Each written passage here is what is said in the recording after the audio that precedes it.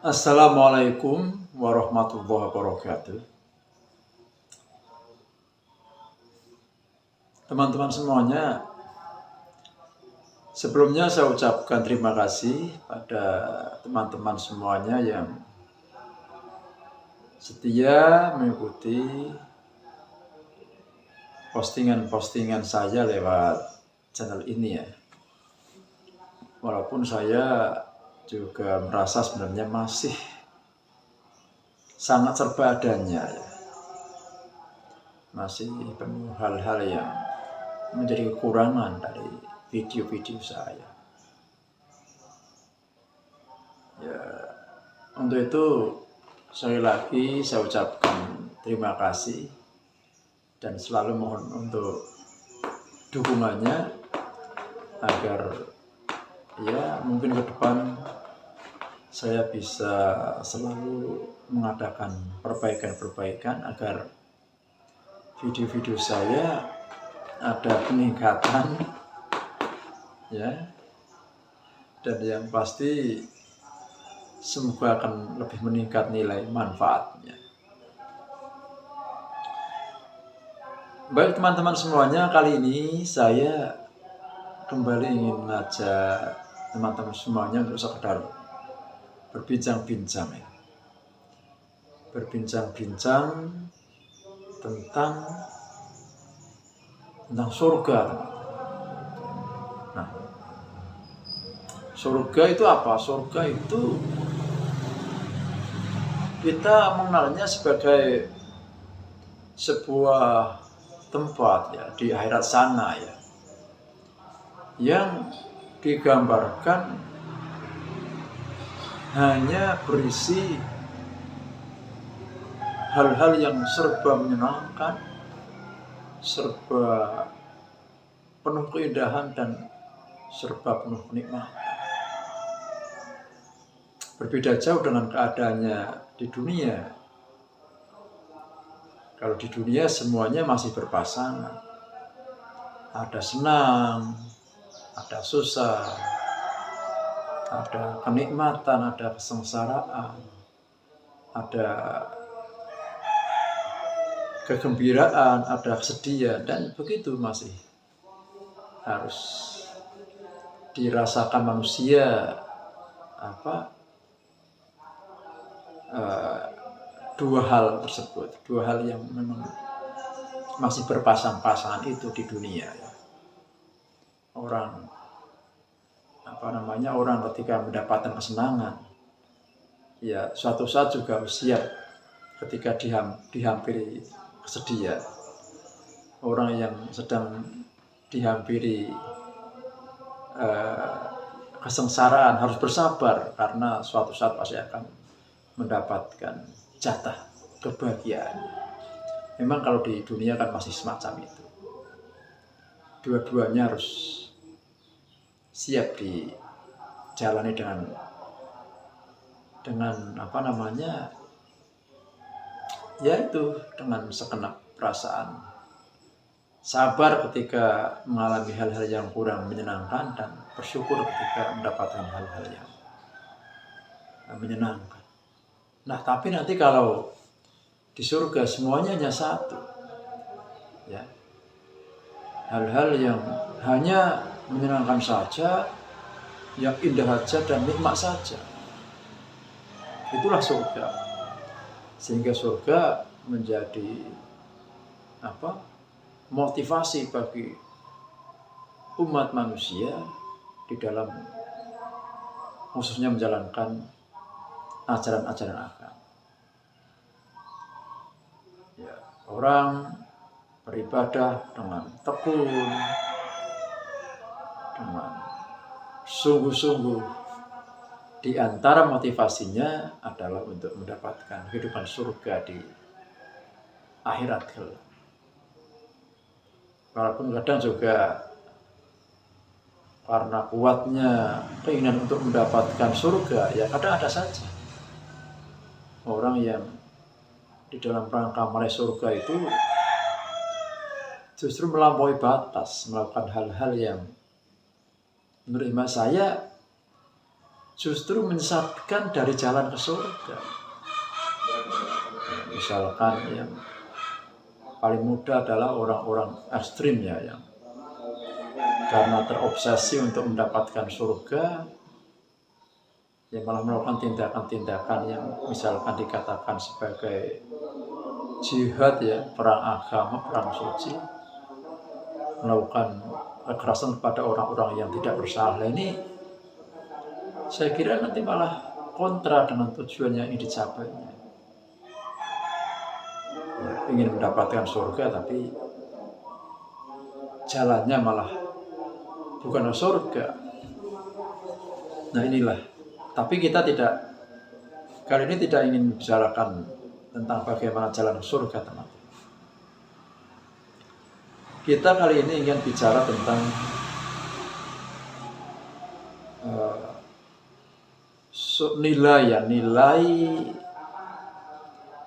nilai keindahan dan kenikmatan surga ya. Yang ternyata ya kalah dengan nilai seorang wanita. Maaf ini ya nanti kita jelaskan biar tidak salah paham. Ya. Kita mengatakan ternyata surga nilainya kalah dengan seorang wanita. Aneh kan? Nah, marilah kita dengarkan penjelasannya. Jangan berpikir negatif dulu ya. Jadi kenapa dikatakan surga itu kalah dengan wanita? Ya kita bisa lihat dari cerita tentang Nabi Adam. Di mana ketika Nabi Adam alaihissalam itu dulu diciptakan, beliau ditempatkan oleh Allah di surga dengan segala kenikmatannya itu. Beliau diberi kebebasan ya untuk menempati dan menikmati segala hal-hal yang ada di surga. Nah, mungkin kita membayangkan pasti Nabi Adam akan langsung merasa bahagia, senang. Ya, tidak merasa ada sesuatu yang kurang ya. Karena berada di surga itu dengan segala kesempurnaan surga. Nah, tapi kenyataannya Nabi Adam yang sudah berada di surga itu dia masih merasa belum lengkap. Masih merasa galau kalau zaman istilah. Ya, kalau istilah zaman sekarang. Masih gabut. Masih ada sesuatu yang membuat dia tidak nyaman. Nah, sampai perasaan ini ya, perasaan yang dirasakan oleh Nabi Adam ini yang merasa belum sepenuhnya nyaman, belum sepenuhnya lengkap kebahagiaannya berada di surga itu, tertangkap oleh Allah sehingga Allah menanyai beliau ya, ini cara mudahnya saja, sehingga Nabi Adam menjelaskan bahwa dia membutuhkan seorang pendamping, dia membutuhkan seorang wanita. Nah inilah yang saya katakan tadi, hebat kan seorang wanita itu. Surga saja ya yang dikatakan puncak dari segala-galanya, puncak dari segala kenikmatan, keindahan, kesenangan, itu belum cukup membuat penghuninya ya, dalam hal ini Nabi Adam untuk bisa merasakan kebahagiaan yang sempurna. Ya. Dia masih membutuhkan sesuatu, yaitu pendamping hidup, yaitu seorang wanita.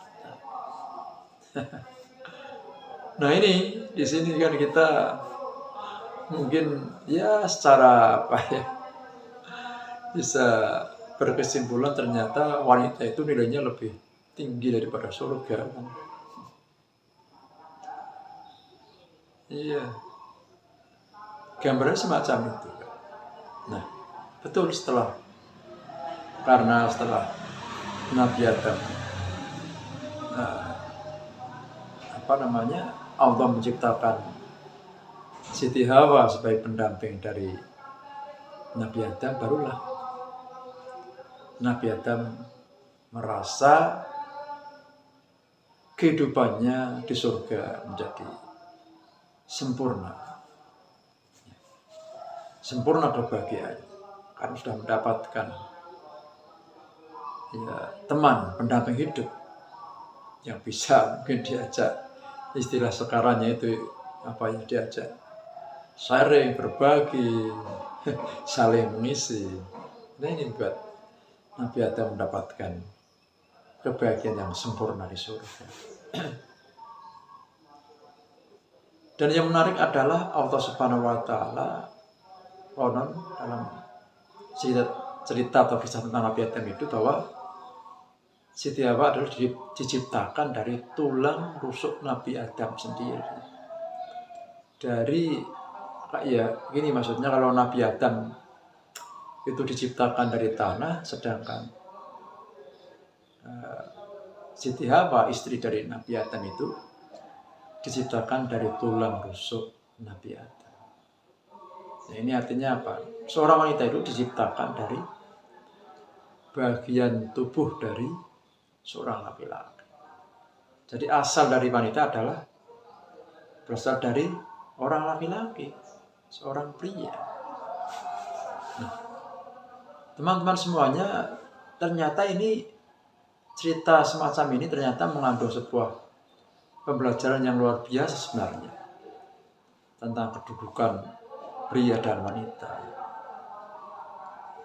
Pertama, tadi kita sudah memahami bahwa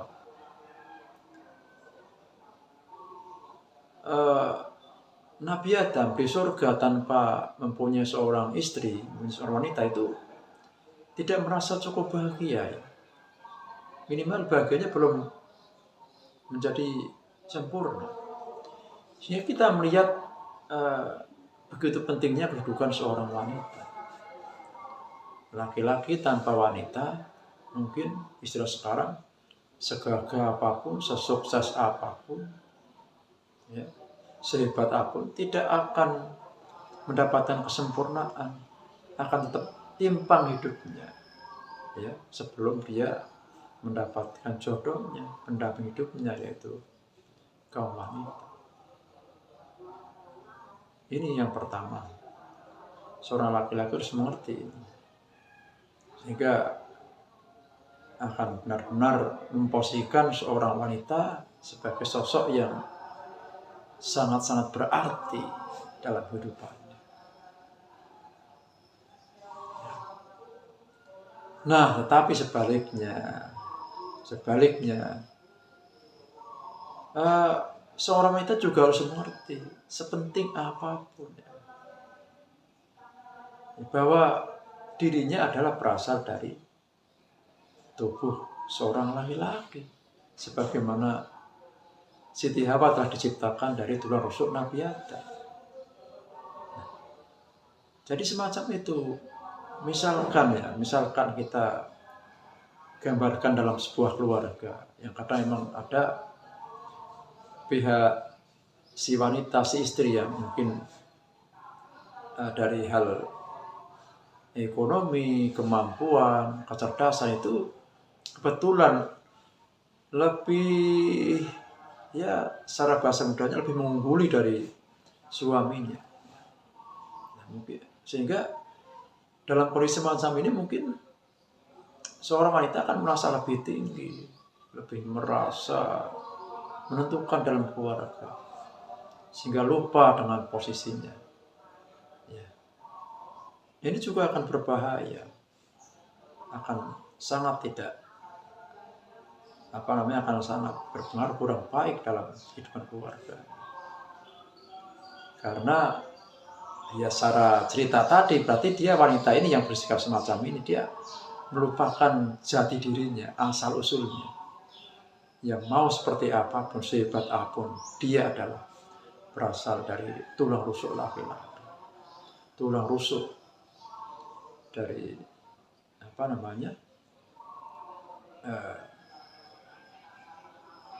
tulang rusuk sebagaimana Siti Hawa tercipta dari tulang rusuk Nabi Adam itu. Ya, sehingga dari sini mestinya wanita juga paham sehebat apapun ya, itu harus tetap memasukkan diri untuk minimal tidak merasa lebih tinggi ya, tidak merasa lebih hebat, tidak semena-mena terhadap kaum laki-laki, walaupun mungkin tadi dikatakan lebih hebat, kebetulan lebih punya potensi yang lebih hebat dari kaum laki-laki atau dalam Quran dan suami. Ya di sinilah kita melihat sebenarnya posisi pria dan wanita itu adalah posisi dalam tataran yang sejajar ya, sama-sama penting, sama-sama mulia ya, yang dua-duanya harus saling mengerti ya, dua-duanya saling membutuhkan ya, harus saling menjaga keseimbangan ya, saling menjaga kehormatannya satu dengan yang lain,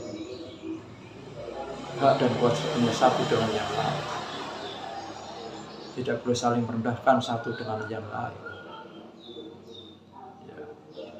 Dua-duanya ya, apalagi kalau sudah terikat dalam sebuah keluarga ya, dua-duanya promosikan secara sejajar, saling mengisi, bekerja sama, saling mendukung untuk mencapai tujuan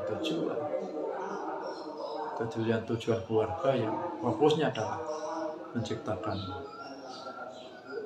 kebahagiaan dalam keluarga ya. Sebagaimana Nabi Adam menyempurnakan kebahagiaan kehidupannya di surga. Sekali lagi, untuk kesimpulan obrolan kita kali ini adalah antara wanita dan pria tidak ada yang bisa dikatakan satu lebih penting dari yang lain. Dua-duanya adalah penting. Laki-laki, seorang pria tidak akan sempurna hidupnya tanpa seorang wanita, dan seorang wanita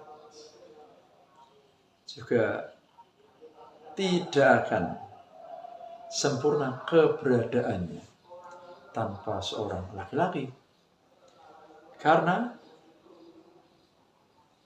seorang wanita adalah berasal dari seorang pria.